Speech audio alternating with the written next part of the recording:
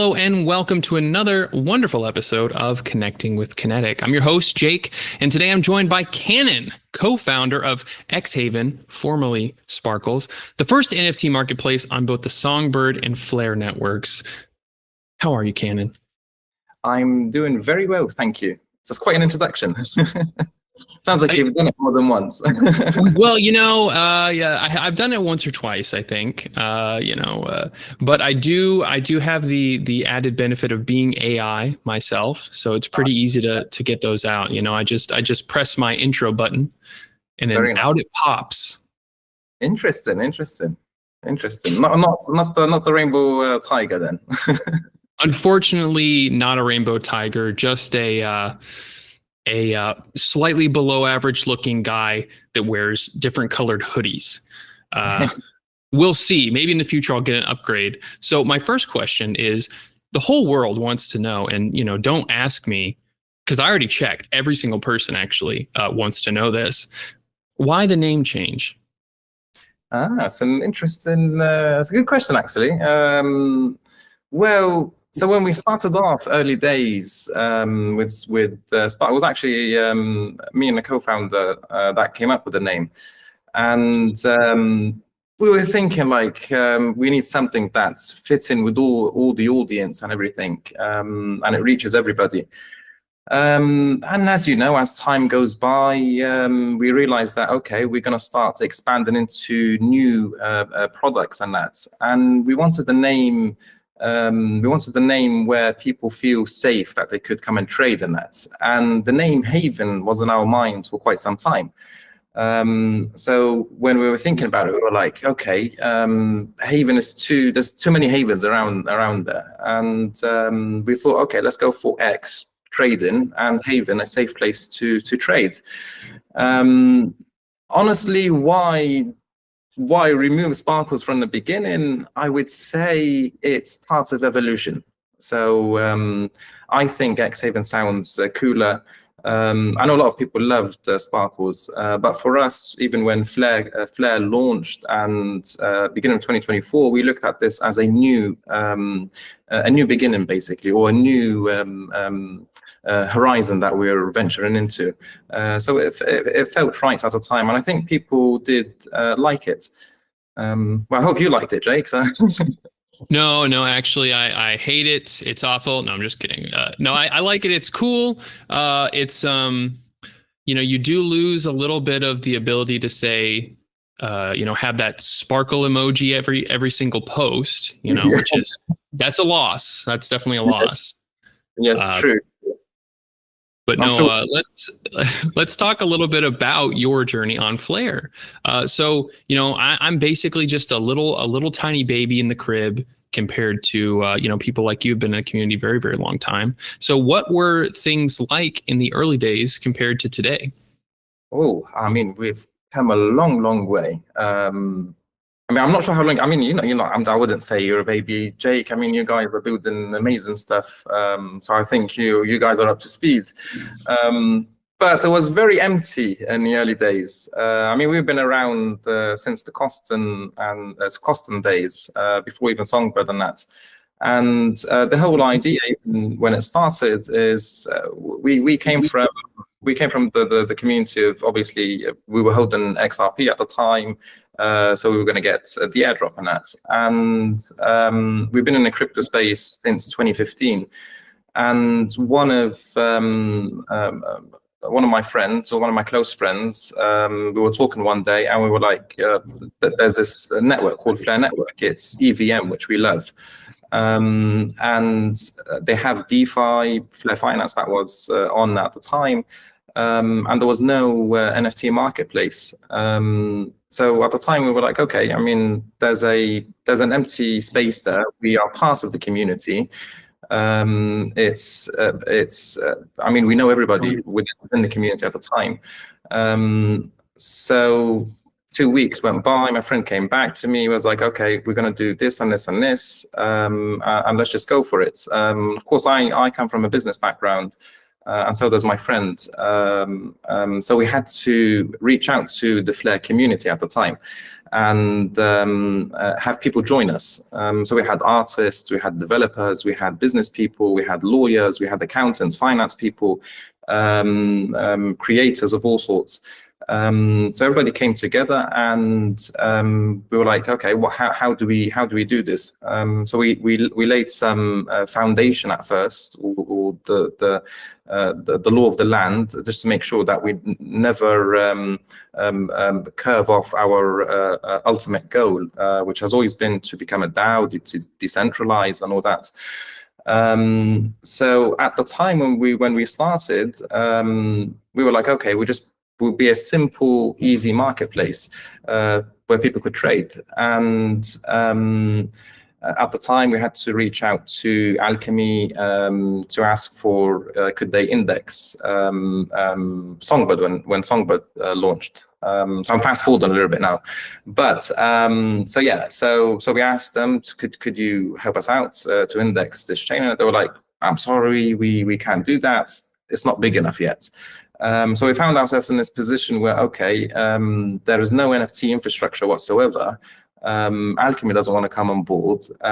We're going to need to have to go into the nitty-gritties of the back end and start putting together all this infrastructure. And we started off doing that, and we basically became the Alchemy of for NFTs on Flare, on Songbird and Flare. And I think that's when we realized that the foundation is very cemented at the minute, because we have more than one project that rely on APIs that come from us and that. And obviously it's the number one marketplace. There has been a few that came out, but I think when these marketplaces come out, it takes a lot of resources to run and to maintain all this infrastructure.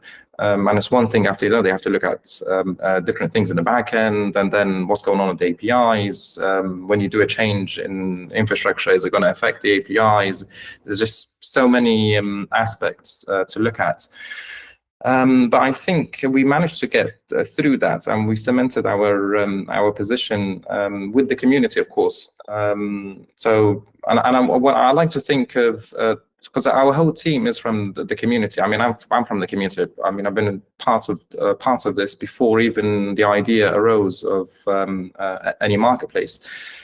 And yeah, I think since when Songbird came out, I'm sure it was a curveball to everybody, but I think it was the best decision that happened, just to properly test, and it's like a Kusama of Polkadot. So it gave us a chance to assess, like, how are we going to launch on Flare and that. And I think over the last, especially in 2024, we've seen a number of projects, DeFi. I mean, we've seen projects such as yourself. That's very intuitive. But in the NFT space in particular, we've had some very heavy projects that came in, even in the early days. I mean, in the early days we had the Fat Cats, the S-Toads. Most recently, I think we have the Block Bones, which I love what they're doing with Flare community. So it's we are seeing traction, but one of the things that we set in our mind over 2 years ago, 3 years ago, is that because at the time NFTs were mainly to do with art, and there's more than one use case that you could involve with NFTs, and of course the regulations around that change as you change the use case. Which a lot of countries around us started to catch up with this. So one of the things that we were making sure that we go by is that we can we don't need to think about what is the next use case. We need to make sure that we are able to handle the next use case. So I think again, so like what the Block Bones are doing and that dynamic NFTs and that, this is what we like to see, and I'm sure going into the third quarter, around fourth quarter, now we're going to see more NFTs and more use cases, especially on Flare. Well, I definitely hope so, because otherwise it's going to be a little awkward for us at Kinetic if there's just nothing else happening. Yeah. So we've talked a bit about the past. You talked a little bit about the present. Let's talk about the future. So what's coming up for xHaven? Is there anything new on the horizon? Yes, indeed. Actually, we've got oh man, where do I start? So I think one of the things that is mainly connected with the marketplace is the XVN token. And a lot of people from the community have been waiting for this for some time. So at the minute now, we are getting ready to implement simple staking and the governance distribution mechanism. So what is the governance distribution mechanism? So this involves the token, obviously, the XVN token. So one of the things that we want to do in the future, when we decentralize a protocol, and obviously the vision of ours is to have smaller marketplaces or projects able to take our code in an SDK or APIs and start these mini shops that they could just have for themselves, where people could go and buy their NFTs directly from them. And we wanted to do a way that if they do a fee on that, then a percentage of that fee goes back to the holders or the community of xHaven. Now, to prove the feasibility of this, we decided that we need to experiment with it. And to experiment with it, we went with the idea of giving 50% of our own marketplace fees through our foundation to give to all the stakers in the simple staking. And we'll have more info about that soon. But if this idea does work, then in the future we would know how to implement it for when we decentralize the protocol, and there is these many projects that are using our code to start up these little shops. I mean, it could be little shops, medium, whatever, but they will be using the ecosystem of the xHaven protocol, basically. But something else that is exciting to come without the XVN token is the Launchpad. And the Launchpad, this connects with the xHaven NFT collection, of course. So you'll be able to get a whitelisted on there. And also, this will make it easier for projects that are launching any digital collectible collections to launch it without any developer work involved. So it's because we see a lot of people that have plenty of ideas and they have no technical capabilities. I mean, I'm one of them. So for me, it's important to have this, and it will open up a new avenue for the Flare community interested in like exploring what can I do with these NFTs or how to fit it into their business model. But yeah, that's just a little bit about what's coming soon. But I think the soonest thing that will be coming would be the XVN token. Well, that sounds like a lot of exciting stuff, which brings me to my next question. If people have questions about any of this, where's the best place for people to reach you or the team? So the best place is Discord. So we're always in there. I mean, so our team, our community team is almost 10 people. So you definitely find one of us in there, and we're there around the clock. So because we're spread across different time zones. But yeah, Discord is good. We're on Twitter too. But I think the best place to get proper answers would be Discord. Now, just to prepare people who might be coming in there, what is the most annoying question that you get asked? Oh, one token. Okay.